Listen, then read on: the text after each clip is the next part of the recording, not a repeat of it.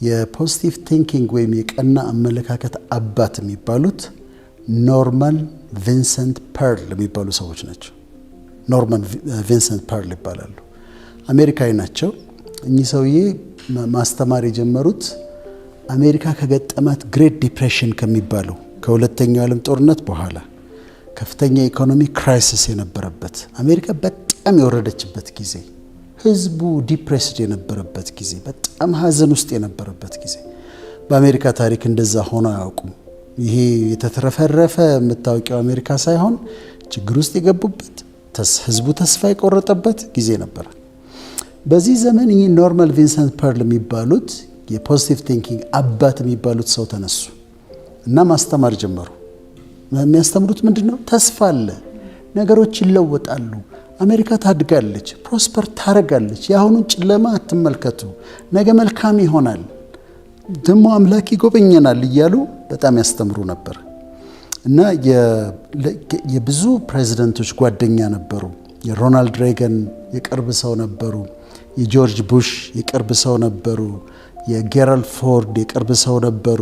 የሪቻርድ ኒክሰን የቅርብ ሰው ነበሩ። ፕሬዚደንቶቹ ያስጠጓቸዋል። ለመሰለሽ የሚያስጠጓቸው ፕሬዚደንቶቹ አጠገባቸው ፖዚቲቭ የሆነ ሰው ይፈልጋሉ። አይዞህ የሚላቸው እዚህ ኔጌቲቭ ሆኖ ጉዳችን ፈላ የሚላቸው ሳይሆን ነገ እኮ መልካም ነው የሚሆነው፣ ጥሩ እኮ ይሆናል፣ ይሄ ጨለማ እኮ ይበራል፣ ክፉ ነገር እኮ ይወገዳል የሚል ሰው ያስፈልጋቸው ነበር እና በኋላ ስለሳቸው ዶክመንተሪ ሲሰራ እነዚህ ሁሉ ፕሬዚደንቶች መስክረውላቸዋል ለኖርማን ቪንሰንት ፐርል።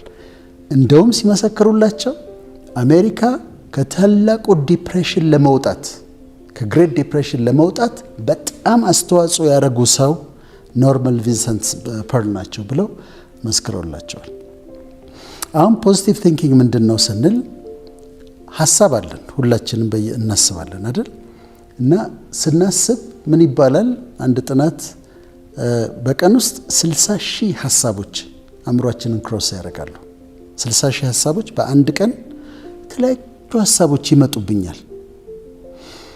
ከነዚህ ሐሳቦች ግን ይዤ እማሰላስለው ሐሳብ ይኖራል።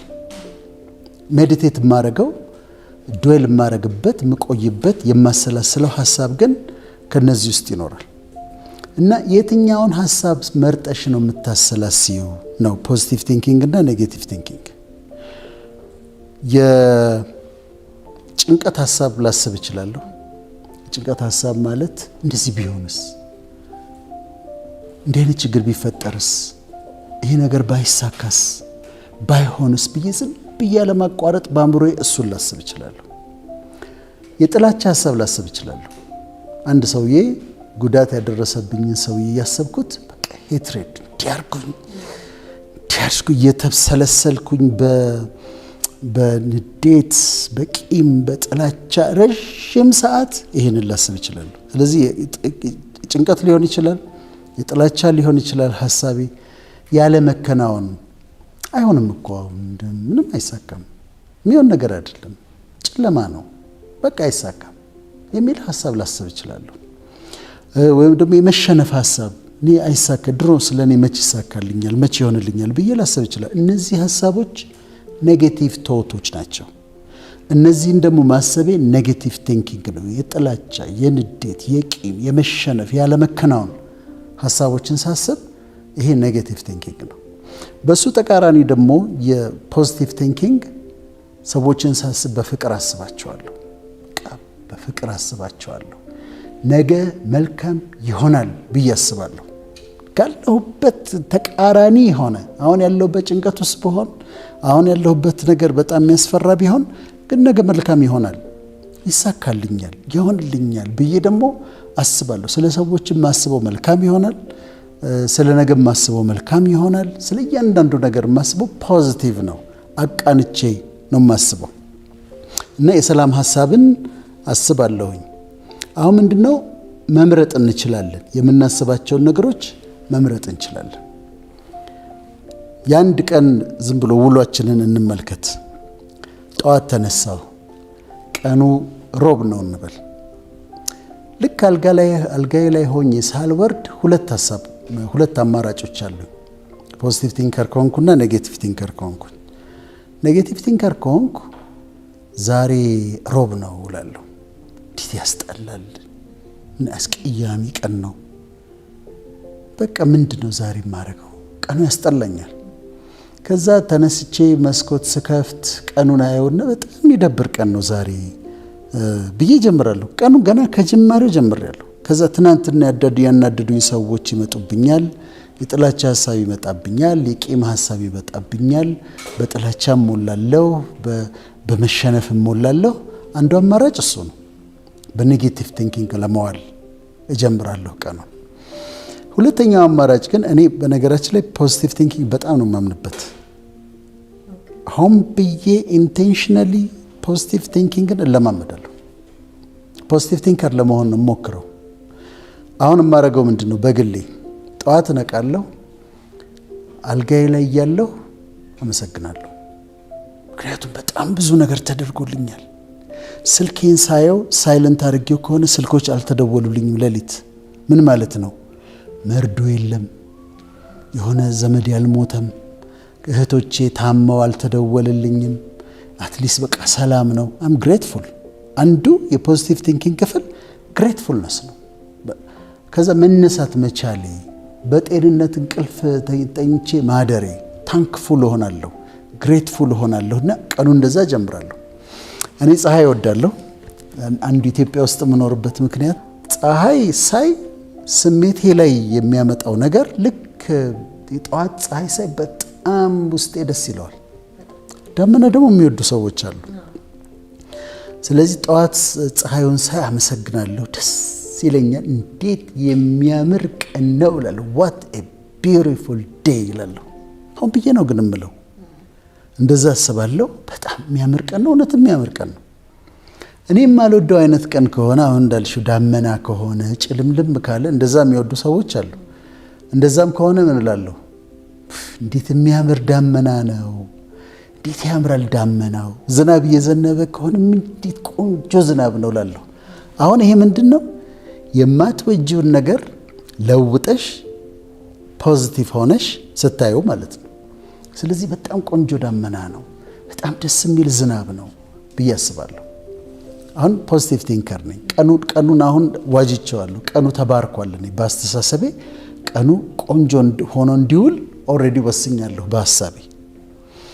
ከዛ በኋላ ዛሬ ደግሞ የሚገርም ነገር ነው የሚሆነው። ዛሬ ገርምሽ እላለሁ።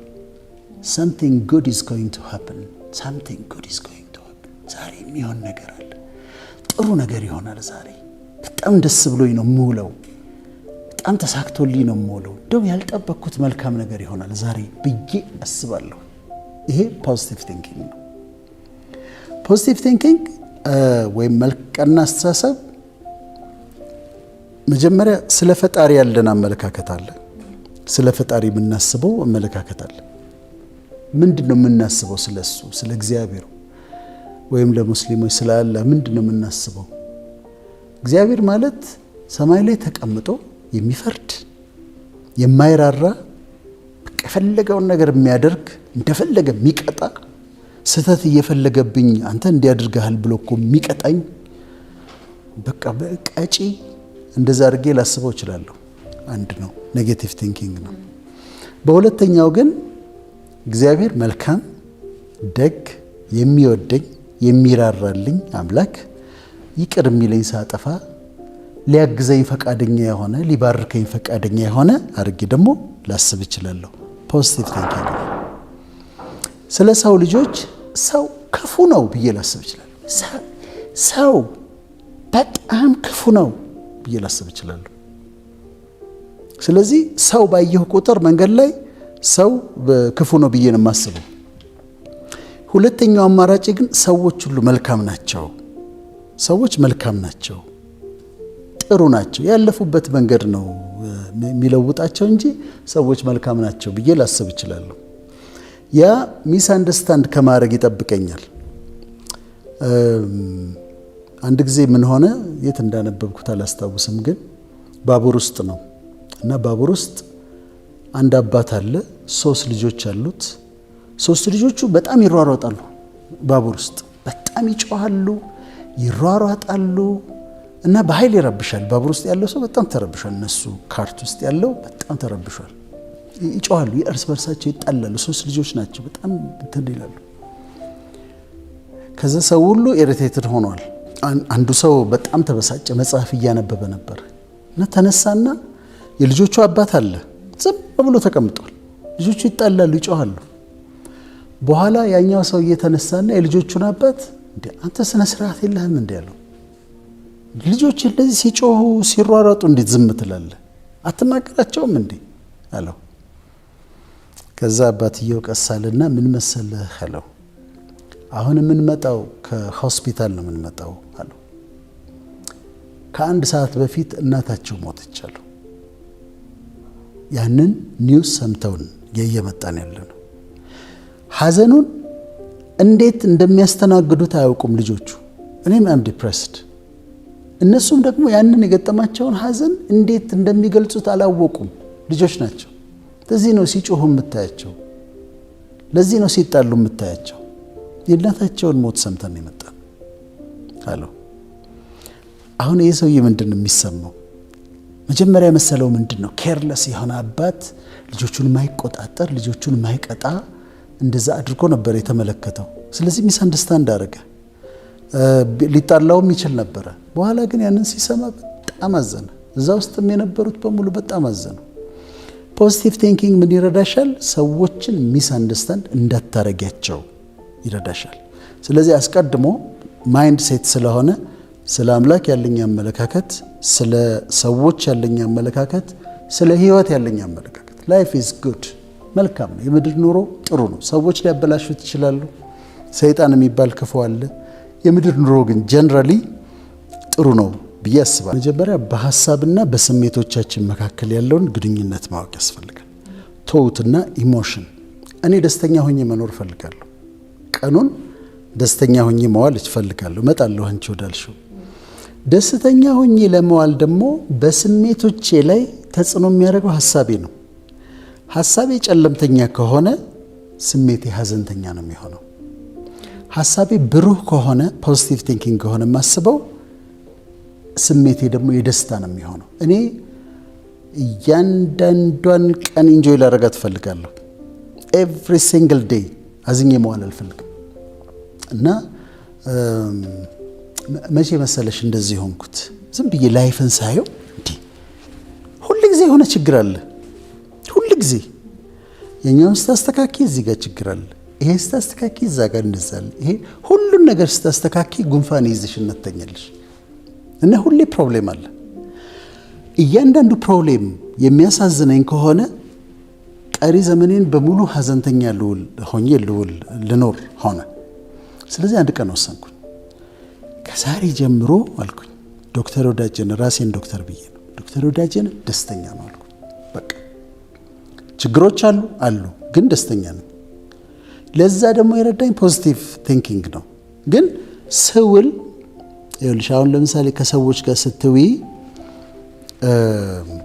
አንድ ሰው በጣም ክፉ የሆነ ሰው ታያለሽ። በጣም ክፉ ነው። የምትጠይቂው ግን ምንድን ነው?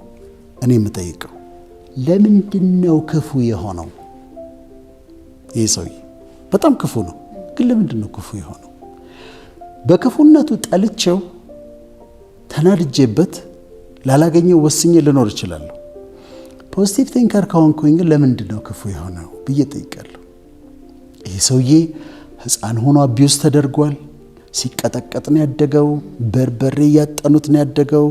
ትምህርት ቤት ሲሄድ ደግሞ እንደዚህ ሸሚዝህ እንዲሆነ ልብስህ እንዲሆነ የሚል ሲገርፉት ነው ያደገው። አቢዩዝ ሲደረግ ነው ያደገው። ከዛ ሲያድግ ክፉ ሆነ።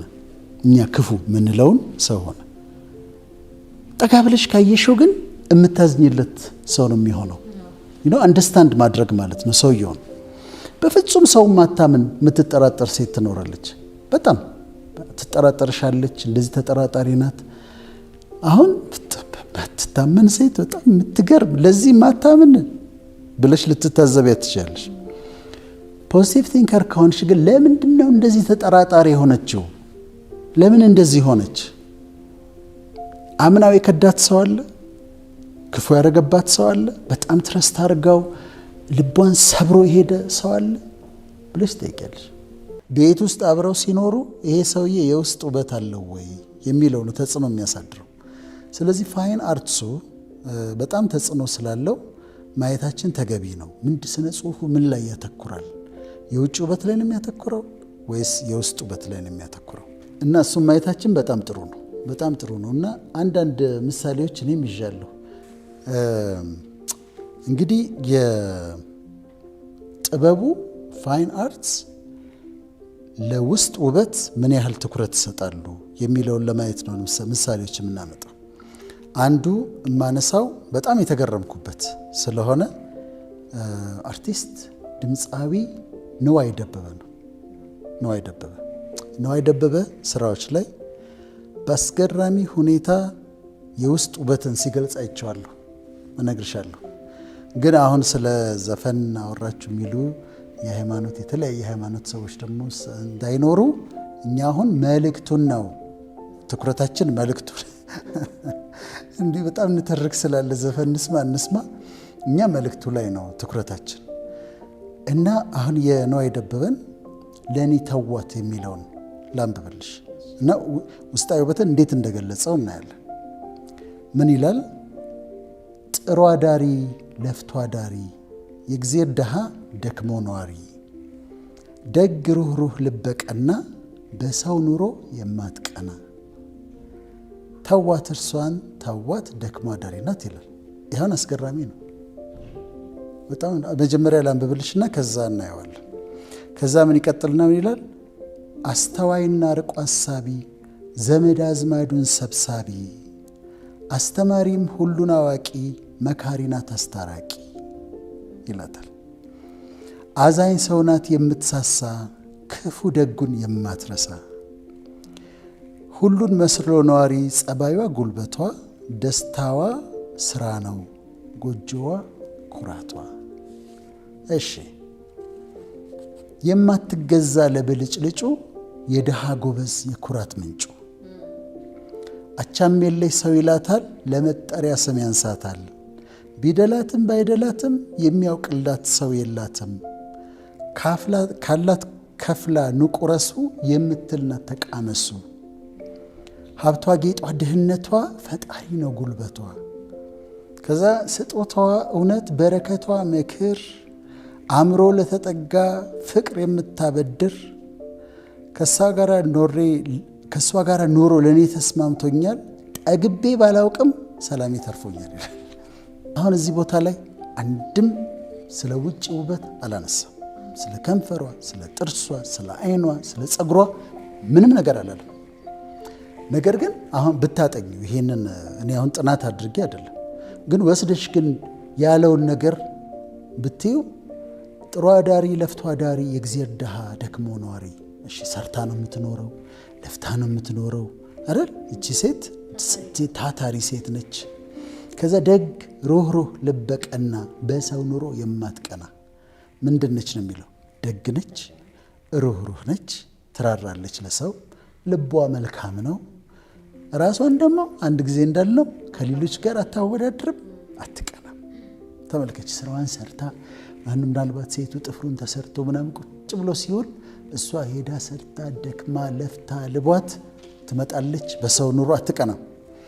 ከዛ ይቀጥልና አስተዋይና አርቆ አሳቢ ዘመድ አዝማዱን ሰብሳቢ ይላታል። ምን አይነት ሴት ነች ይቺ? ርቆ አሳቢ ነች፣ አስተዋይ ነች፣ ዘመድ ትሰበስባለች። ግን የእሷን ዘመድ ብቻ አይደለም የባልየውን ዘመድ ትሰበስባለች። ዘመዶቿን በቃ እሷ ቤትን መሰብሰብ ደስ የሚላቸው። አሁን ልጅቷን ኢማጂን አድርጋት። አስተማሪ ሁሉ አዋቂ መካሪ ናት አስታራቂ። ትጠራና ደግሞ የተጣሉትን ታስታርቃለች፣ ትመክራለች፣ እውቀት አላት። የተጣሉ ሰዎች ፈልጋ ታስታርቃቸዋለች። አዛኝ ሰው ናት የምትሳሳ ክፉ ደጉን ማትረሳ። ደጉን ብቻ አይደለም የምትሰበስበው፣ ሰው ሊቀርባቸው የማይፈልግ ክፉ የሚባሉትን ሁሉ ትጠራቸዋለች። ጠርታ ቤቷ አሉ። ሁሉን መስሎ ነዋሪ ጸባይዋ ጉልበቷ ደስታዋ ስራ ነው ጎጆዋ ኩራቷ። ጸባይዋ ጉልበቷ ካኔማጅ ጸባይዋ ጉልበቷ ጎጆዋ ኩራቷ። ምን አይነት ሴት እንደሳለ በኪነ ጥበቡ አሁን አርቲስቱ ገጣሚው ምን አይነት ሴት እየሳለ እንደሆነ ተመልከች። እስካሁን ድረስ ስለ ተረከዟ፣ ስለ ዳሌዋ፣ ስለ ወገቧ ቅጥነት አላወራም። የማትገዛ ለብልጭልጩ የደሃ ጎበዝ የኩራት ምንጩ ብልጭልጭ ነገር አያታላትም። በቃ እንዲህ ነው ብርቅርቅ ያለ ነገር ካልመጣ አትልም። ራሷንም እንደዛ ለማሸብረቅ አትሞክርም። ይልቁን ውስጧ ነው ያሸበረቀው በተዋበው። አቻሜለይ ሰው ይላታል፣ ለመጠሪያ ስም ያንሰልታል። ቢደላትም ባይደላትም የሚያውቅላት ሰው የላትም ይልና ካላት ከፍላ ኑ ቅመሱ የምትልናት ተቃመሱ። ሀብታም እኮ አይደለችም፣ ግን ኑና ቅመሱ ትላለች። ታበላለች። ሀብቷ ጌጧ ድህነቷ ፈጣሪ ነው ጉልበቷ። እዚህ ጋር ደግሞ ተመልከች፣ ፈጣሪን አምጥቶታል። ስለዚህ ፈጣሪ የምትተማመነው በሀብታም ሰዎች አይደለም፣ የምትተማመነው በዘመዶቿ አይደለም፣ የምትተማመነው ፈጣሪ ነው ጉልበቷ ይላታል። ስጦቷ እውነት፣ በረከቷ ምክር፣ አምኖ ለተጠጋ ፍቅር የምታበድር ፍቅር ታበድራለች ይላታል።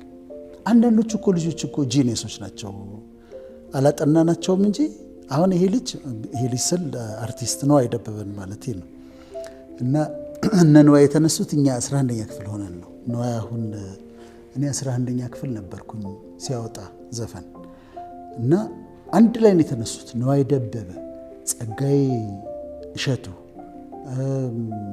ፀሐዬ ዮሐንስ፣ ቴዎድሮስ ታደሰ፣ አመልማል አባተ፣ ኩኩ ሰብስቤ አንድ ሲዝን ላይ ነው። እና በተለይ በደንብ ማስታውሰው ነዋይ ሲያወጣ ተቀጠፈ ሎሚ ተበላ ትርንጎ የሚለው ጥቅምት አበባ በደንብ አስታውሰዋለሁ እድሜዋ ላይ ስለነበርኩ። እና አሁን ነዋይ ደበበ ምን አይነት ሴት ነው የሳለው?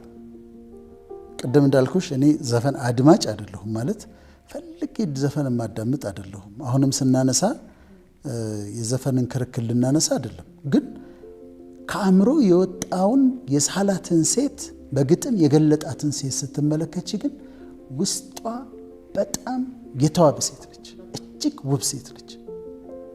አሁን እቺ ሴት ፊዚካሊ ስታያት ሰው በሚለው ፐርሴፕሽን በጣም ቆንጆ የምትባል ላትሆን ትችላለች። ውስጧ ግን እንደዚህ ያጌጠ በጣም የምታምር ውስጧ ድንቅ የሆነች ሴት ነች። እና መጨረሻ ላይ ምን አለ ኮንክሉድ ሲያደርግ ከእሷ ጋር ኑሮ ለእኔ ተስማምቶኛል፣ ጠግቤ ባላውቅም ሰላሜ ተርፎኛል። ጠግቤ አላውቅም እኮ ብሏል። ማለት ሀብታም ሴት አግብቶ ምናምን ወይ እሱ ሀብታም ሆኖ የጥጋብ ኑሮ አይደለም የሚኖሩት። ሆዴ ባይጠግብ ግን ሰላሜ ተርፎኛል ይላል። ዋናው ነገር ግን ውስጥ ያሉት ጊፍቶች ምንድን ናቸው? እኔ እዚህ ምድር ላይ ያለሁት ለምንድን ነው? አጭር ነው እድሜ። ለምንድን ነው የመጣሁት? አንዳንድ ሰው ፖለቲሻን ለመሆን የተፈጠረ አለ። ታውቂዋለሽ፣ ሲናገር ታውቂዋለሽ። እና ስም እንዳልጠራ ነው እንጂ በቃ ሲያወሩ ታውቂያቸዋለሽ። ቦርን ፖለቲሽያንስ ናቸው፣ ማይንዳቸው የዛ ነው። ሌላው ደግሞ ፖለቲሻን ለመሆን አይደለም ጥሪው፣ ግን ገብቷል ፖለቲካ ውስጥ። ስለዚህ ስራው ምን ይሆናል? መቃወም ብቻ።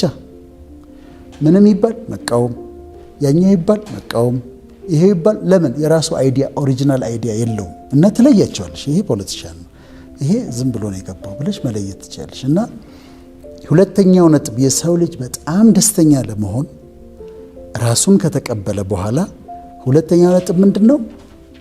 ለህይወት ዓላማ መኖር፣ ለህይወት ጥሪ መኖር። እዚህ ምድር ላይ የምኖራቸው አመታቶች አሉ። በእነዚህ አመታቶች ምን አድርጌባቸው ልለፍ? ምን ሰርቼባቸው ልለፍ? ምን አድርጌ ልለፍ?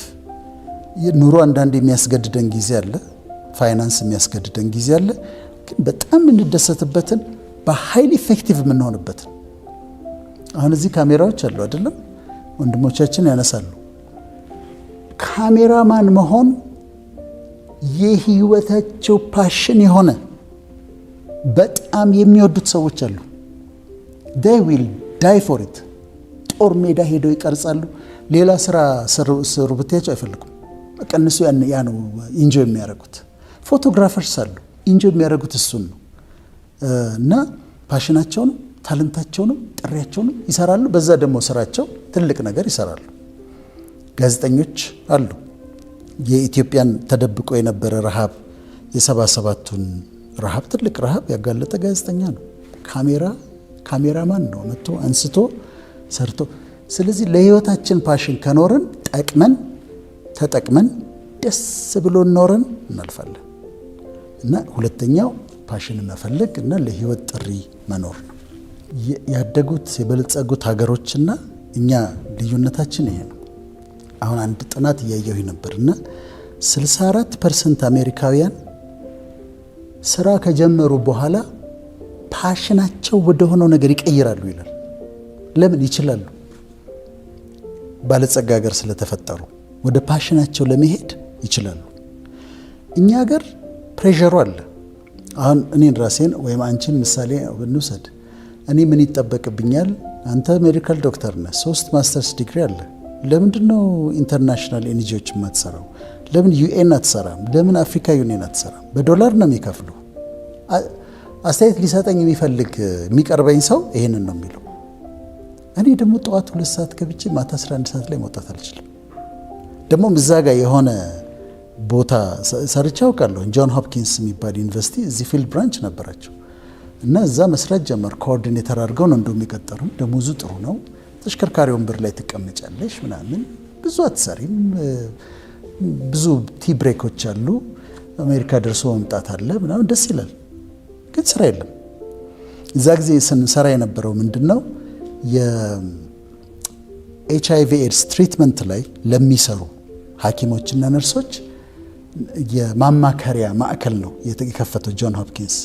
እኔ ደግሞ እዛ ኮኦርዲኔት አደርጋለሁ። ነርሶች አሉ፣ ሐኪሞች አሉ፣ ሳይኪያትሪስት አለ ምናምን እንደዛ አለ። ከዛ አንድ ቀን ምን አልኳቸው፣ እስቲ እንሂድ ገጠር እስቲ እንሂድ አልኳቸው። ከዛ ገጠር ሄድን። ሄልት ሴንተሮች እየገባን እንዲህ አይነት አገልግሎት ጀምረን ነበረ እና እያከማችሁ እያላችሁ ኤችአይቪ እያከማችሁ እያላችሁ የሃርት የኤችአይቪ ትሪትመንት ችግር ሲገጥማችሁ ስልክ ቁጥር አለ። ስልክ እኛ ጋር ትደውሉና ፋርማሲስት አለን፣ ላቦራቶሪ ቴክኒሻን፣ ሐኪም አለን፣ ሳይኪያትሪስት አለ ምናምን መልስ እንሰጣችኋለን አላቸው። ሁሉ ምን እንዳለው ነገር እኛ ሕክምናው የጠፋን ምን ያው የተወሰነ መድኃኒት ያለው እሱን ነው የምንሰጠው። ይልቅ የምናከማቸው ህመምተኞች መድኃኒቱ እየገደላቸው ነው፣ ምግብ ካለመብላት የተነሳ የምትረዱን ከሆነ ለነዚህ ለመድኃኒት ለሚወስዱት ምግብ ስጧቸው። መድኃኒቱን መውሰድ አለባቸው። መድኃኒቱን ለመውሰድ ምግብ መብላት አለባቸው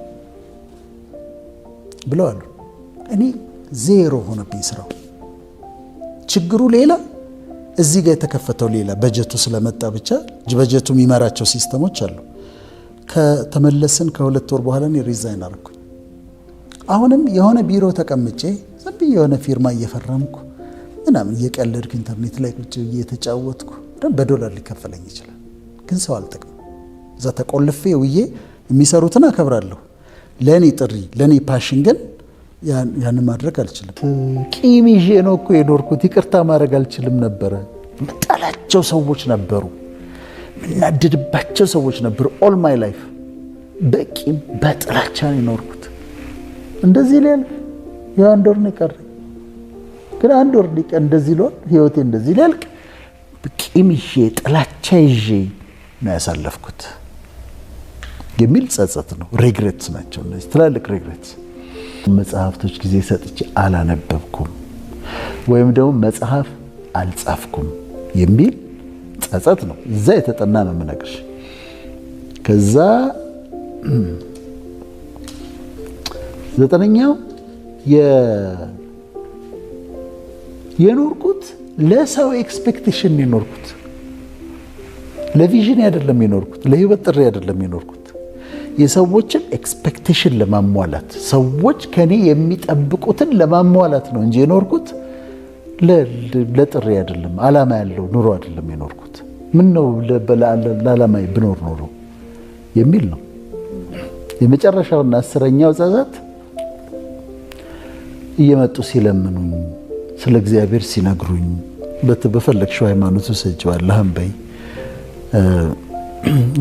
ያዌም በይ፣ ግን ወደ ሃይማኖት ሰዎች ሲጋብዙኝ ና ወደ ሃይማኖት እያሉ ሲጋብዙኝ ነይ ወደ ሃይማኖት እያሉ ሲጋብዙኝ ኩራቴ፣ በአምላክ ላይ ኩራቴ፣ ስኮራ አልፈልግም ስል ስጠራ አልፈልግም ስል ስኮራ ዘመን ያለፈ ይጸጽተኛል ይላሉ።